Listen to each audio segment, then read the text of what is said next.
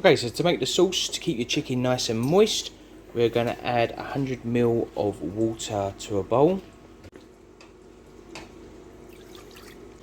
Add in 2 tablespoons of dark soya sauce.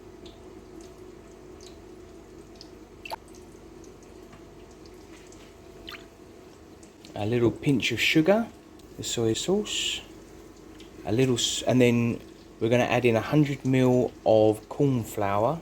And a really good tip is as soon as you add the corn flour into the mix, get it mixing straight away, otherwise the corn flour can go a bit lumpy.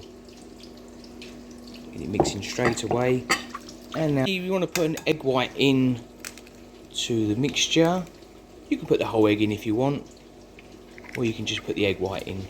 I'll just add in just a tablespoon of vegetable oil, and then take your chicken breast and then put it into the mixture, and then get a nice good coating. It straight into your breadcrumbs. What breadcrumbs are we using?